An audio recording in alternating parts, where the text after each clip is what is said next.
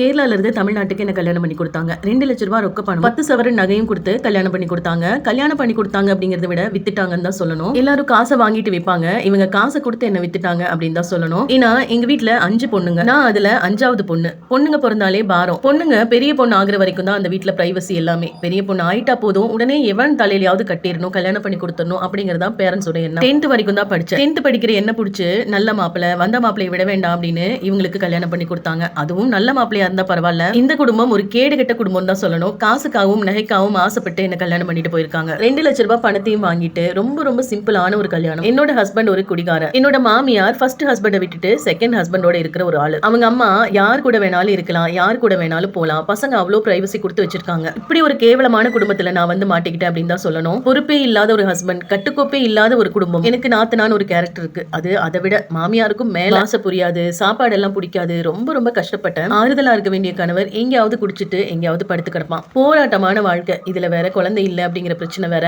குடிச்சிட்டு வந்து அடிக்கிறது, சாப்பாடு சாப்பிட்டுட்டு இருக்கும்போது அந்த சாப்பாடை புடுங்கி தூக்கி போடுறது, என்னோட ட்ரெஸ் எல்லாம் எடுத்து கிழிச்சு வைக்கிறது, இந்த மாதிரி கேவலமான செயல்கள் எல்லாமே செய்வாங்க. ரொம்பவே கொடுமையான ஒரு கேரே தெரியாத ஒரு ஆளோட நான் குடும்பம் நடத்திட்டு இருந்தேன். நீ வீட்டுல சொன்னா அட்ஜஸ்ட் பண்ணிப்போ, 4 அக்காங்களும் அப்படித்தான் அட்ஜஸ்ட் பண்ணி போறாங்க, நீயும் அட்ஜஸ்ட் பண்ணிப்போ. வாழாம நீ வீட்டுல வந்து இருந்துட்டா அக்கம் பக்கம் எல்லாம் கேட்பாங்க, ஊருக்காரவங்க முன்னாடி எங்களுக்கு கேவலமா போயிடும், நீ என்ன நடந்தாலும் செத்தாலும் நீ அங்கதான் இருக்கணும்னு சொல்லிட்டாங்க. அப்ப எல்லாம் தோணும், பொம்பளையா பொறுக்கிறதே பாவமா, ஏன்டா இந்த பெஞ்சன் எடுத்தோம் அப்படிங்கிற மாதிரி தோணும். பாச தெரியாது, தமிழ்ல நல்லா திட்டுவாங்க, ஆனா என்னன்னே எனக்கு புரியாது.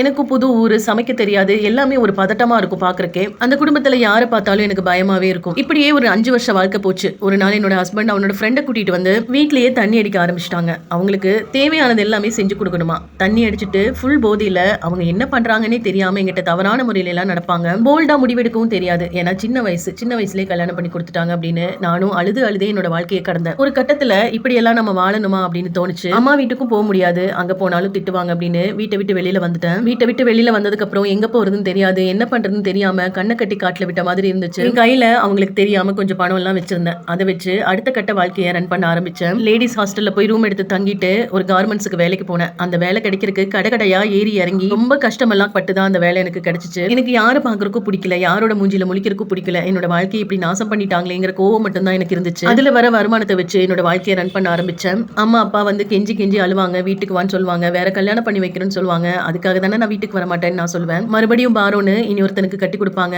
அந்த வாழ்க்கை எப்படி இருக்கும் தெரியாது. இப்படியே ஃபேஸ் பண்ணி என்னோட வாழ்க்கை முடிஞ்சிருன்னு இந்த முடிவு எடுத்து நான் வாழ்ந்துட்டு இருக்கேன். நான் எடுத்த முடிவு சரியா தப்பான்னு எனக்கு தெரியல, ஆனா ஒரு நிம்மதியான வாழ்க்கையை யாருக்கும் அடிமை இல்லாம, யாருக்கும் பாரம் இல்லாம வாழ்ந்துட்டு அது ஏதோ ஒரு விதத்துல ஒரு சந்தோஷத்தை கொடுக்குது. இது Facebook ஃபாலோவர்ஸ் ஒருத்தவங்களோட ஸ்டோரி. அவங்களுக்கு நீங்க என்ன சொல்ல விரும்புறீங்களோ அது கமெண்ட்ஸா கன்வே பண்ணலாம்.